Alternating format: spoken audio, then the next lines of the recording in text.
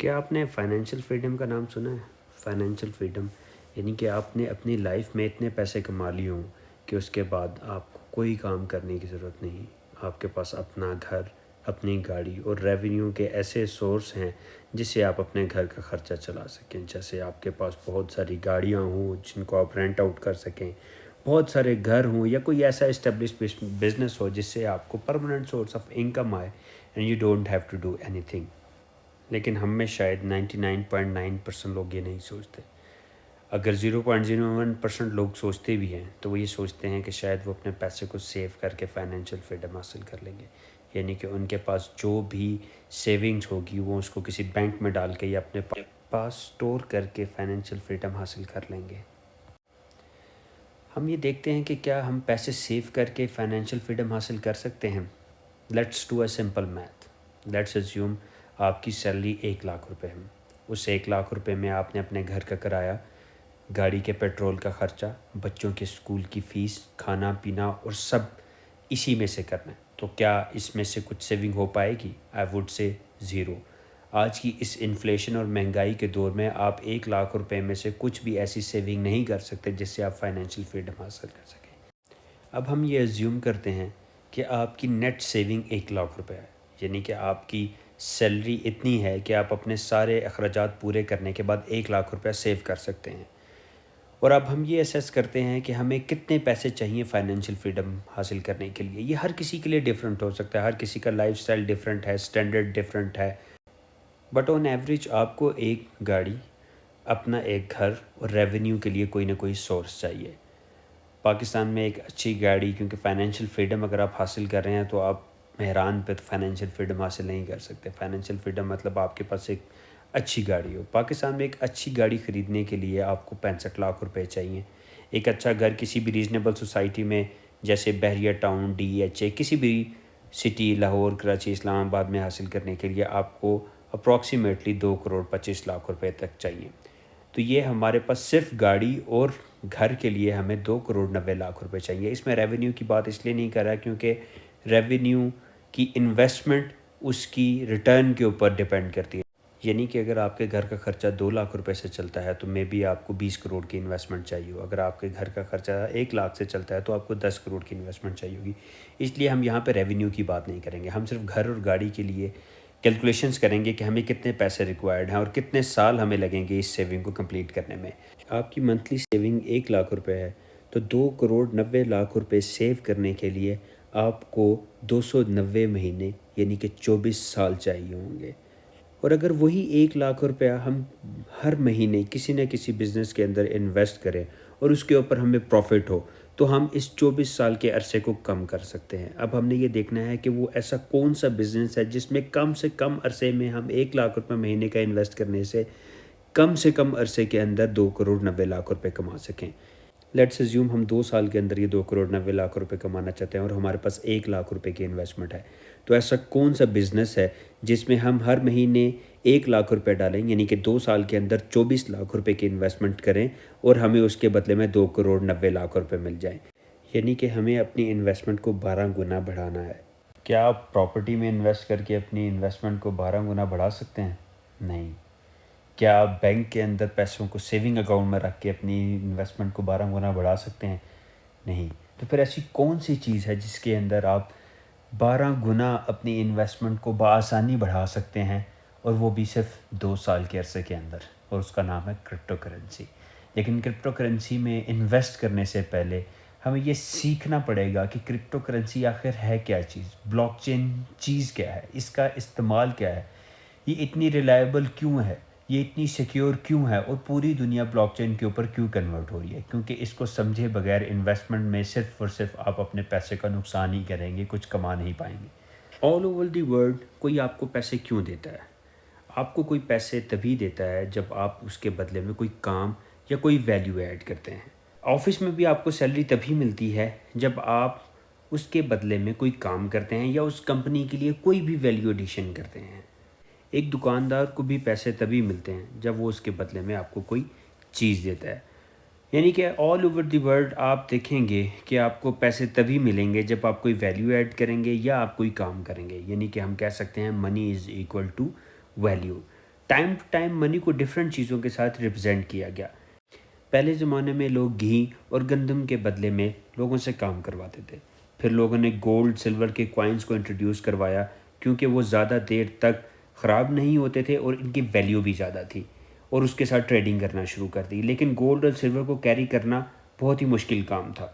پھر گورنمنٹ نے ایک سسٹم انٹروڈیوس کروایا کہ آپ اپنا گولڈ اور سلور ہمارے پاس جمع کروائیں، اور اس کے بدلے میں گورنمنٹ آپ کو ایک رسید دیتی تھی۔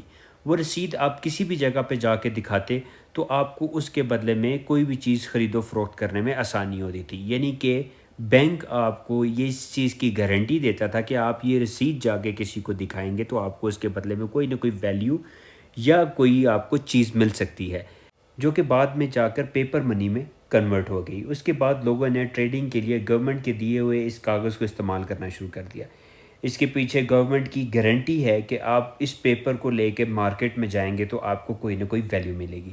لیکن اگر نوٹ سے ویلیو ملتی ہے تو گورنمنٹ نوٹ پرنٹ کر کے سب کی پرابلم سالو کیوں نہیں کر دیتی؟ مطلب سب کے پاس اتنے پیسے ہوں کہ سب ہر چیز آرام سے خرید سکیں، لیکن اس سے پرابلم سالو نہیں ہوتی۔ سپوز کریں مارکیٹ میں ایک گاڑی ہے اور اس کو خریدنے والے سب لوگوں کے پاس 10 لاکھ روپے ہیں، تو وہ گاڑی کس کو ملے گی؟ وہ گاڑی اس کو ملے گی جو سب سے زیادہ پیسے دے گا، یعنی کہ آٹومیٹیکلی اس گاڑی کی قیمت زیادہ ہو گئی۔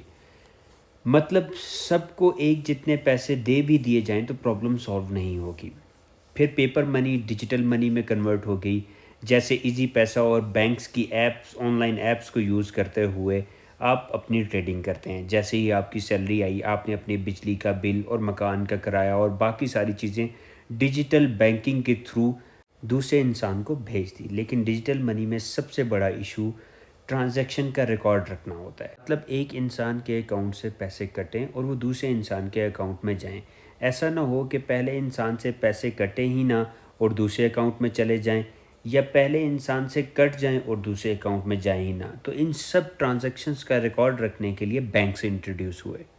لیکن سینٹرلائز بینکنگ سسٹم میں بہت ساری پرابلمس ہیں۔ سب سے پہلے بینک آپ کے پیسوں کو کہیں نہ کہیں انویسٹ کر دیتا ہے۔ اگر بینک کو اس انویسٹمنٹ میں نقصان ہو جائے تو آپ کے پیسے ڈوب سکتے ہیں۔ لیکن اب آپ کے ذہن میں یہ سوال آئے گا کہ بینک ہم سے پوچھے بغیر ہمارے پیسے کیسے استعمال کر سکتا ہے؟ اور دوسرا، اگر استعمال کر بھی رہا ہے تو نقصان کی صورت میں بینک ہمیں ہمارے پیسے واپس کرنے کا پابند ہے، مگر ایسا نہیں ہے۔ اگر آج سارے لوگ بینک میں پیسے لینے چلے جائیں تو بینک سب کو پیسے واپس نہیں کر سکتا۔ اس لیے اے ٹی ایمز اور آن لائن ٹرانسفر میں ڈیلی لمٹس ہوتی ہیں۔ ایک اسپیسیفک لمٹ سے زیادہ پیسے آپ وڈرا یا ٹرانسفر نہیں کر سکتے۔ اسی طرح کچھ 2008 میں لیمن بردرز کے ساتھ ہوا تھا، جس کے بعد انہوں نے بینک کرپسی فائل کر دی تھی، اور بینکنگ سسٹم میں اتنا بڑا چینج آیا تھا کہ اوور آل ورلڈ میں ریسیشن ڈکلیئر ہو گیا تھا۔ پیپر منی کا ایک اور نقصان یہ بھی ہے that it is controlled by the governments. Government کا جب دل چاہتا ہے وہ پیسے چھاپنا شروع کر دیتا ہے۔ جتنے زیادہ پیسے چھاپے جاتے ہیں اتنی آپ کی کرنسی کی ویلیو کم ہو جاتی ہے۔ تو جو بھی چیز باہر سے امپورٹ کی جاتی ہے، کیونکہ پیسے کی ویلیو کم ہوگی تو وہ امپورٹ میں مہنگی ملتی ہے۔ امپورٹ میں سب سے امپورٹنٹ پیٹرولیم آئٹمز ہیں، مطلب پیٹرول، ڈیزل، کیروسین آئل۔ جب پیٹرول مہنگا ہوتا ہے تو ہر چیز مہنگی ہو جاتی ہے۔ یہ سب باتیں اتنی ڈیٹیل میں سمجھانے کا مقصد یہ ہے کہ ہمارے ملک میں اس وقت فارن ریزرو بالکل ختم ہے۔ ہمارے پاس ٹیکس کلیکشن ہمارے خرچوں سے کم ہو رہی ہے۔ جو تھوڑے بہت پیسے تھے وہ پولیٹیشینز کی کرپشن کی وجہ سے ختم ہو گئے ہیں۔ اب جب پیسے اور فارن ریزرو ختم ہو گئے ہیں تو گورنمنٹ امپلائیز اور پینشنئرز کو پینشن دینے کے لیے پیسے نہیں ہوں گے۔ اب مجبوراً گورنمنٹ امپلائیز کو سیلری دینے کے لیے گورنمنٹ نیو نوٹ چھاپے گی، جس سے کرنسی اور زیادہ ڈی ویلیو ہو جائے گی اور آپ کی بائنگ پاور اور زیادہ کم ہو جائے گی۔ اس سچویشن میں سب سے زیادہ نقصان جاب ہولڈرز کو ہوتا ہے، کیونکہ اس کی سیلری فکسڈ ہے اور سال میں ایک ہی دفعہ سیلری میں انکریمنٹ لگتا ہے، چاہے انفلیشن یعنی کہ مہنگائی کتنی ہی زیادہ کیوں نہ ہو جائے اور سال میں کتنی ہی دفعہ انکریز کیوں نہ ہو۔ اسی طرح بینک میں رکھے ہوئے پیسے ڈی ویلیو ہوتے جا رہے ہیں۔ جو لوگ جنہوں نے اپنے پیسے بینک میں سیو کر کے رکھے ہیں، پچھلے 6 سے 7 مہینے کے اندر ڈالر کی پرائس انکریز ہونے کی وجہ سے ان کی بائنگ پاور کم ہو گئی ہے۔ پیسہ ڈی ویلیو ہو رہا ہے، بائنگ پاور ختم ہو رہی ہے، فارن ریزرو نہیں ہے، ہم ایکسپورٹس نہیں کر پا رہے۔ تو ان ساری چیزوں کو مد نظر رکھتے ہوئے وہ وقت دور نہیں جب ہم सब गुर्बत के दहाने की तरफ चले जाएंगे और हमारा मुल्क बैंकरप्सी की तरफ चला जाएगा। अल्लाह ना करे अगर हम सब बैंकरप्सी की तरफ चले जाते हैं तो उस वक्त कौन सी ऐसी चीज़ है जो हमें बचा सकती है। इधर हम अपने सारे के सारे पैसों को डॉलर में कन्वर्ट कर लें, जो कि बहुत ही मुश्किल काम है क्योंकि मार्केट में इतने डॉलर्स ही नहीं हैं कि आप अपने पैसों को डॉलर में कन्वर्ट करके अपने पास रिजर्व में रखें। सो इन सारी चीज़ों का सलूशन एक ही है, it is blockchain and crypto currencies. Crypto currencies में इन्वेस्ट कैसे करना है ये आपको मैं नेक्स्ट वीडियो में सिखाऊंगा। इस वीडियो में मैं सिर्फ आपको ब्लॉकचेन के बारे में बताऊंगा कि क्रिप्टो करेंसी क्या चीज़ है, इसका यूज़ केस क्या है और ब्लॉकचेन कैसे काम करती है। जैसे मैंने पहले बताया कि क्रिप्टो करेंसीज़ में इन्वेस्ट करने के लिए उसको समझना, उसको अंडरस्टैंड करना बहुत ज़रूरी है। मेरे लिए ये बहुत आसान है कि मैं आपको बताऊं क्रिप्टो करेंसी में कैसे इन्वेस्ट करते हैं, बाइनेंस पे अकाउंट कैसे बनाते हैं, ट्रस्ट वॉलेट कैसे डाउनलोड करते हैं, किस किस कॉइन में आप इन्वेस्ट कर सकते हैं। ये सब मेरे लिए बताना बहुत आसान काम है, लेकिन मैं ये चाहता हूँ कि मेरे चैनल के ऊपर जितने भी व्यूअर्स आएँ उनको इतना नॉलेज, इतनी समझ आ जाए कि वो ख़ुद आइडेंटिफाई कर सकें कि किस कॉइन में इन्वेस्ट करना है, कितनी अरसे के लिए इन्वेस्ट करना है, उनको कैसे चेक करते हैं। ये सब बातें मैं आपको फॉलोइंग वीडियोस में बताऊंगा, लेकिन इस वीडियो में मैं जस्ट आपको बताना चाहता हूँ कि ब्लॉकचेन क्या चीज़ है। बैंकिंग सिस्टम में क्योंकि बहुत ज़्यादा अंडर द टेबल करप्शन होती है और इस करप्शन के अंदर ब्लैक मनी की बहुत ज़्यादा ट्रांजैक्शंस होती हैं और ये ट्रांजैक्शन कहीं ना कहीं किसी न किसी डेटाबेस के अंदर स्टोर होती है, मगर हम उस डेटाबेस को रिलायबल नहीं मान सकते। पहली रीज़न क्योंकि हमारे पास उस डाटा की एक्सेस नहीं होती, और दूसरी ये कि उस डेटाबेस का एडमिन कभी भी जाके उस डेटाबेस को चेंज कर सकता है, इस वजह से ये रिलायबल नहीं है। तो अगर हम कोई ऐसा डिसेंट्रलाइज सिस्टम ले आएँ जो कि सब लोगों के साथ शेयर हो, हर किसी के पास उसकी कॉपी हो और उसको चेंज करना नामुमकिन हो, तो ऐसा सिस्टम हमारे लिए ट्रस्टवर्दी होगा, हम उस सिस्टम के ऊपर ट्रस्ट कर सकते हैं। तो इसी ट्रस्टवर्दी डिसेंट्रलाइज सिस्टम को हम ब्लॉकचेन कहते हैं। ब्लॉकचेन का इंट्रोडक्शन एक्चुअली 1991 में हुआ था, लेकिन क्रिप्टो करेंसी के अंदर इसका यूज़ केस 2009 में आया था, जब सतोशी नकामोटो नाम के एक अननोन डेवलपर ने ब्लॉकचेन को यूज़ करते हुए बिटकॉइन को बनाया था। अगर हम ब्लॉकचेन को आसान लफ्ज़ों में समझें, जैसे एक दुकान पे बहुत सारे रिकॉर्ड होते हैं, कौन सा सामान आया, किसने वो सामान ख़रीदा, कितने में ख़रीदा, और उसकी किताब जिसको हम खाता कहते हैं और इंग्लिश में इसी किताब को हम लेजर कहते हैं। ब्लॉकचेन वही खाता है और उसका हर एक रिकॉर्ड एक सिंगल ब्लॉक है, और ब्लॉकचेन है ब्लॉक्स का चेन, मतलब इन सब ब्लॉक्स का चेन। अब अगर हम एक सिंगल ब्लॉक की बात करें तो इस ब्लॉक के अंदर सबसे पहली जो चीज़ स्टोर होती है डाटा, यानी कि रेलिवेंट इन्फो। बिटकॉइन के केस के अंदर किसने बिटकॉइन भेजा, किसको बिटकॉइन गया और कितने बिटकॉइन ट्रांसफ़र हुए, सबसे पहले डाटा के अंदर ये तीन चीज़ें स्टोर होती हैं। और जो दूसरी चीज़ ब्लॉक के अंदर स्टोर होती है उसको हम कहते हैं हैश। हैश को हम एक यूनिक फिंगरप्रिंट की तरह कंसीडर करते हैं। जिस तरह हमारा एक यूनिक आईडी कार्ड नंबर होता है, इसी तरह ब्लॉकचेन के अंदर हैश एक यूनिक नंबर होता है।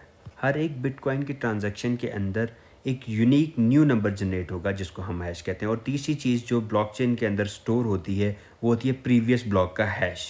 मतलब पुराने वाले ब्लॉक का जो हैश था वो अब अगले वाले ब्लॉक में भी स्टोर हो जाएगा और उससे अगले वाला उससे अगले वाले ब्लॉक में स्टोर हो जाता है, और इस तरह ब्लॉक्स की एक चेन बन जाती है। और इस ब्लॉक चेन के फर्स्ट ब्लॉक को हम जेनेसिस ब्लॉक कहते हैं। इस चेन की वजह से ब्लॉक्स को ट्रैक करना आसान है, इन्फॉर्मेशन को ट्रैक करना आसान है, और इस इन्फॉर्मेशन को चेंज करना नियर टू इम्पॉसिबल है, और इसीलिए ब्लॉकचेन इतना ज़्यादा सिक्योर है। इसके अलावा ब्लॉकचेन के ऊपर सिक्योरिटी की बहुत सारी लेयर्स लगती हैं। अब अगर कोई ब्लॉकचेन को चेंज करना चाहे तो सबसे पहले वो ब्लॉक का एक हैश चेंज करेगा।